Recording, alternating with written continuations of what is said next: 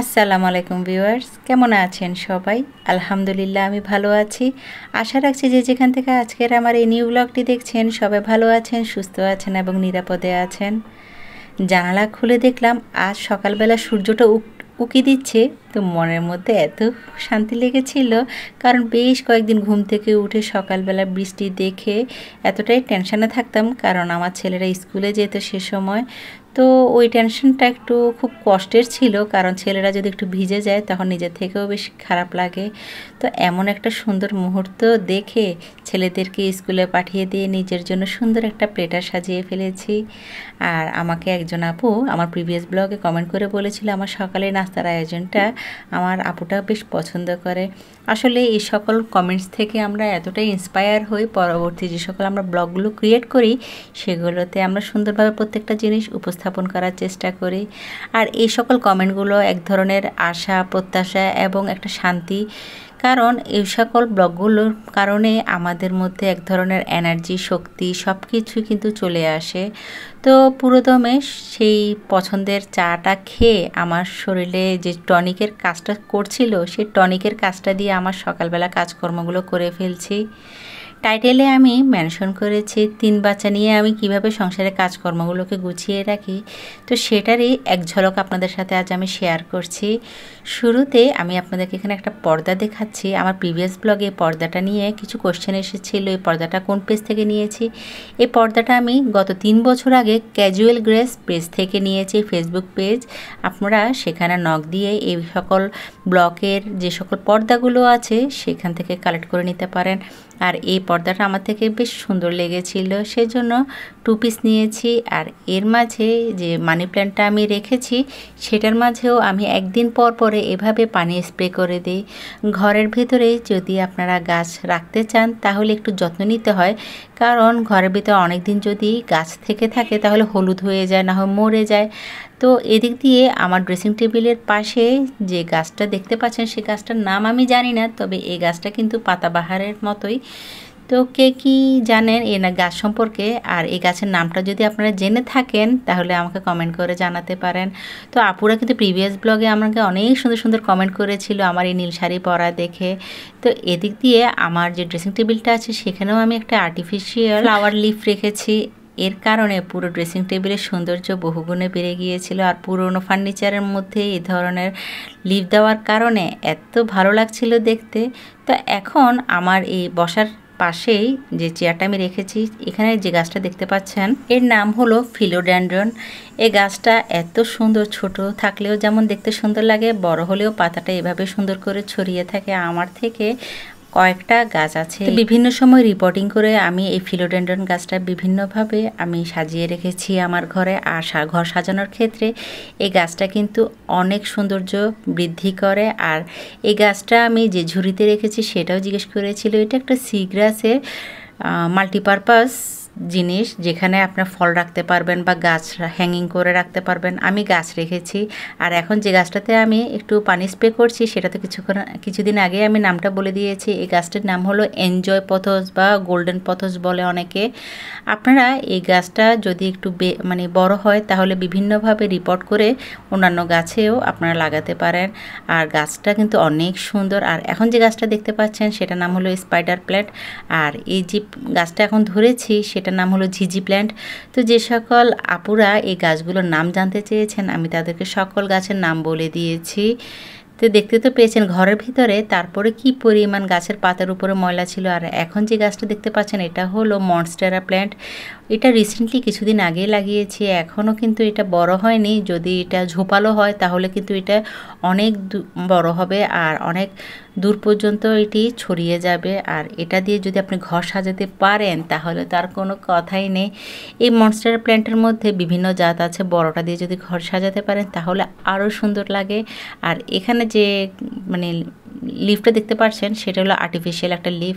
এটা দিয়ে কিন্তু ঘর সাজালে বা আমার কিচেনটা দেখেছেন আমি কিভাবে এটা দিয়ে আমি অর্গানাইজ করেছি। তো সেখান থেকে একটা গুচ্ছ কেটে আমি আমার এই সুন্দর জায়গাটাতে একটু অর্গানাইজ করে নিয়েছি। আর সি গ্রাসের এই সকল জিনিসগুলো নিয়ে আপুরা প্রশ্ন করেছিল কোনো পেজ থেকে কিনেছি কি না।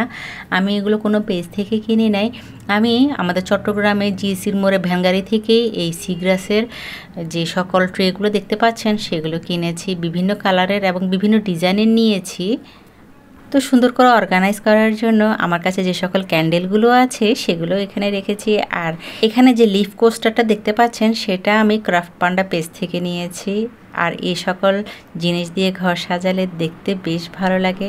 আর দেখার সৌন্দর্যের জন্য এই সকল জিনিসগুলো দিয়ে যদি আপনার ঘরটা সাজাতে পারেন তাহলে তো আর কোনো কথাই নেই। তো দেখতে তো পেয়েছেন আমি কিভাবে আমার এই বেডরুমটাকে ঘরের সকল জিনিস দিয়ে আমি সুন্দর করে অর্গানাইজ করেছি। প্রিভিয়াস ব্লগে আমার শাড়ি পরা নিয়ে আমার আপুরা তো এত সুন্দর সুন্দর কমেন্ট করেছিল, আমার তো ওই সকল কমেন্ট পড়ে এত ভালো লেগেছে। আপুদেরকে অসংখ্য ধন্যবাদ। আসলে চেহারা দেখাতে চেয়েছিলাম আমি, কিন্তু কেন জানি মনটা সায় দিচ্ছিল না, সেজন্য চেহারাটা আমি হাইড করেছি। তবে পরবর্তীতে আমি চেষ্টা করব কখনো যদি আবার শাড়ি পরে আপনাদেরকে আমি আমার ফুল ফেসটা দেখাতে পারি। এদিক দিয়ে পুরো বেডরুমটা সুন্দর করে গুছিয়ে নিয়েছি। তো গুছিয়ে আমি বারান্দায় গিয়ে দেখলাম আমার কিছু গাছের মধ্যে কিছু মরা পাতা হয়েছিল। বৃষ্টি যেদিন থেকে এসেছে ততদিন পর্যন্ত কিন্তু আমি আমার বারান্দায় যে সকল গাছগুলো আছে সেগুলোতে খুব একটা যত্ন নিতে পারিনি। ভাবছি যত বৃষ্টির পানি পড়ে এগুলো বড় হয়ে যাক। আসলে কিন্তু বৃষ্টির পানি পড়ার কারণে আমার প্রত্যেকটা গাছ এত সুন্দরভাবে বড় হয়েছে, আমার কিন্তু একেবারে যত্ন নেওয়ার প্রয়োজন হয়নি। শুধু বালি পরে বারান্দাটা একটু ময়লা হয়ে গিয়েছে, যেটাতে দেখতেই পাচ্ছেন কি পরিমাণ আগোছালো আর নোংরা ছিল। তবে এখন আর পরিষ্কার করব না, পুরোপুরি বর্ষাটা চলে যাক, তারপর একদিন নতুন করে আবার আমার এই সকল গাছ দিয়ে আমার ব্যালকনিটা আমি সুন্দর করে অর্গানাইজ করে নিব। তো এই দিক দিয়ে বারান্দায় বেশ কিছুক্ষণ সময় কাটিয়ে আমি এখন আমার ছেলের বেডরুমটা গুছিয়ে নিচ্ছি। ছেলেরা যে 3 থেকে 3.5 ঘন্টা স্কুলে থাকে ওই সময় আমি চেষ্টা করি আমার সংসারের যাবতীয় কাজগুলো করে ফেলতে, কারণ ওই সময়টা আমি রিল্যাক্সে থাকি আর ওই সময় আমি ভিডিও করার চেষ্টা করি। আর সকালবেলা একটু আর্লি যদি ঘুম থেকে উঠা যায় তাহলে সংসারের কাজ কিন্তু অনেক বেশি তাড়াতাড়ি হয়ে যায়। যদি অলসতা বোধ করতে যাই তাহলে দেখা যায় কি অনেক লেট হয়ে যায়। তো এই দিক দিয়ে হালকা পাতলাভাবে আমার ছেলের বেডরুমটা একটু গুছিয়ে নিয়েছি। আর ওয়াশিং মেশিনে আমার যে সকল অপরিষ্কার কাপড় চোপড় আছে সেগুলো ক্লিন করতে দিয়ে দিয়েছি। তো কাপড় ওয়াশ হতে হতে আমি বারান্দা থেকে যে সকল শুকনো কাপড় চোপড় গতকাল রাতে দিয়েছিলাম সেগুলো এনে এখন ভাঁজ করে রাখছি। দেখতে তো পেয়েছেন আমি এক মুহূর্ত কিন্তু ওয়েট করিনি আর এক মুহূর্ত কিন্তু রিল্যাক্সে থাকিনি। এভাবেই আমার সংসারের কাজগুলো গুছিয়ে করি। আর এ সকল নিয়ম মেনে যদি আপনার সংসারের কাজগুলো করে থাকেন তাহলে ঘরটাকে আপনি পরিপাটি করে সুন্দর করে গুছিয়ে রাখতে পারবেন।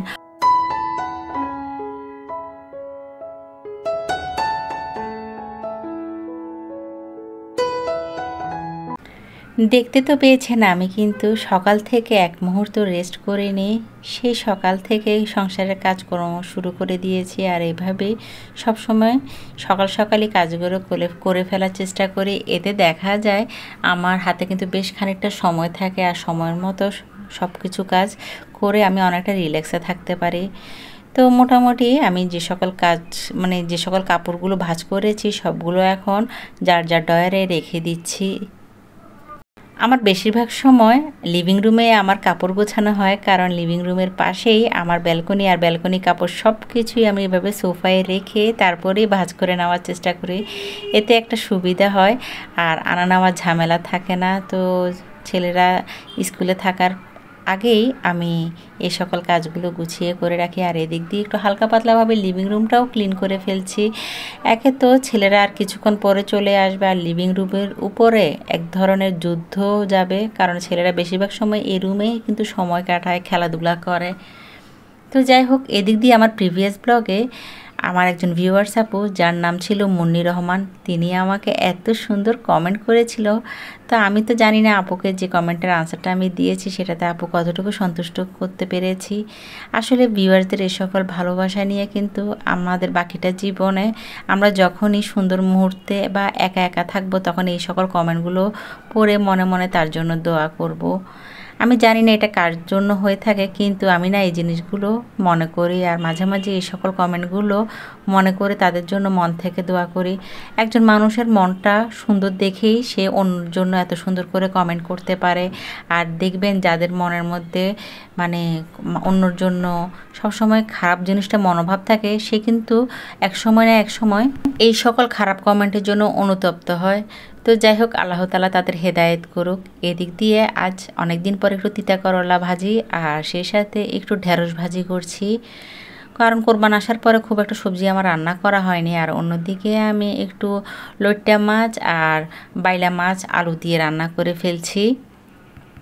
সকাল থেকে কাজ করতে করতে এতটাই টায়ার্ড হয়ে গিয়েছি, এই সকল রান্নাবান্নাগুলো আর শেয়ার করিনি। শুধু কিভাবে রান্না করছি আর কি রান্না করছি ধনিয়া পাতা দিয়ে নামিয়ে ফেলার আগে একটু আপনাদেরকে একটু দেখিয়ে দিলাম। এদিক দিয়ে আমার তরকারিগুলো প্রায় হয়ে গিয়েছে আর মোটামুটি রান্নাবান্না করে আমার এখন অনেকটা হাতের সময় আছে। তো এই ফাঁকে আমার ছেলেরাও স্কুল থেকে চলে আসার পরে আমি তাদেরকে একটু আম কেটে দিয়েছিলাম। আম কেটেই তারা ফ্রেশ হয়ে এখন হুজুরের কাছে পড়ছিল। আর অন্যদিকে আমার যে রান্নাবান্নাগুলো আমি করেছি সেগুলো একটু এই সকল প্লেটের মধ্যে ঢেলে রেখে দিচ্ছি, যাতে খাবার দেওয়ার আগে কোনো ঝামেলা না হয়, তাড়াতাড়ি টেবিলে আমি খাবারগুলো সার্ভ করতে পারি। এভাবে যে কোনো খাবার আগে থেকে একটু যদি এইভাবে আপনার প্লেটের মধ্যে নিয়ে রাখেন তাহলে কিন্তু আর বাড়াবাড়ি ঝামেলা থাকে না। তো এদিক দিয়ে টেবিলে খাবারগুলো আমি দিয়ে ফ্রেশ হয়ে তারপরে জোহরের নামাজ পড়তে যাব। আর যে রান্নাগুলো করেছি সেগুলো এভাবে সুন্দর করে গুছিয়ে টেবিলে দিয়ে দিলাম। তো পরিবারের সবাই মিলে একসাথে খাবারগুলোকে, ছেলেরা তো ঘুমিয়ে গিয়েছিল কিন্তু আমি চলে গিয়েছিলাম শপিং করতে। তো চলুন শপিংয়ে গিয়ে কি করেছি সেটাই তার একটু ঝলক আপনাদের সাথে শেয়ার করি। আমি আমার খালামণিকে নিয়ে একটু শপিংয়ে গিয়েছিলাম, কারণ আমার খালাতো ভাইয়ের বিয়ে জুলাই 17 তারিখ। তো সেখানে গিয়ে কি করেছি একটু আপনাদেরকে একটু শেয়ার করে ফেলি। দেখতে তো পেয়েছেন, নিজের একটু ফটোশ্যুট করে নিচ্ছি আমি কিন্তু স্বর্ণের দোকানে, কারণ খালাতো ভাইয়ের বিয়ে বলে খালাতো ভাইয়ের বউর জন্য আমরা স্বর্ণ কিনতে গিয়েছিলাম। তো এখানে এই গলার সেটটা চুজ করেছি আর এটা কিন্তু গোল্ডের ছিল। তো স্টোনের উপর আর পাথরের উপরে এই ডিজাইনটা তো আপনাদেরকে একটু দেখিয়ে দিলাম। আর প্রত্যেকটা স্বর্ণের গোল্ডের চেইন আর গলার সেটগুলো এত ভালো লেগেছে, আমার ইচ্ছা করছিল আমিও একটা কিনে ফেলি, কিন্তু সেটা তো আমার পক্ষে পসিবল না। তো যাই হোক, স্বর্ণের দোকান থেকে স্বর্ণ দেখে তারপরে আমরা ব্যাগের দোকানে চলে এসেছি। চুড়ির দোকানে চলে এসে কিছু ব্যাগ আর চুড়ি একটু দেখলাম, কারণ আর কয়েকদিন পর তো আমাদের পুরো দমে শপিং শুরু হয়ে যাবে।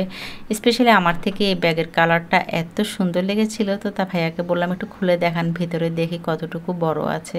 মাশাআল্লাহ ভিতরে কিন্তু অনেক স্পেস ছিল। তো দেখতে দেখতে ব্লগের প্রায় শেষ পর্যায়ে চলে এসেছি। আশা করি প্রতিদিনের মতো আমার এই আজকের ব্লগটাও আপনাদের অনেক ভালো লেগেছে। তো দেখা হবে নেক্সট ব্লগে, ততক্ষণ পর্যন্ত সবাই ভালো থাকবেন, সুস্থ থাকবেন, আমার জন্য দোয়া করবেন।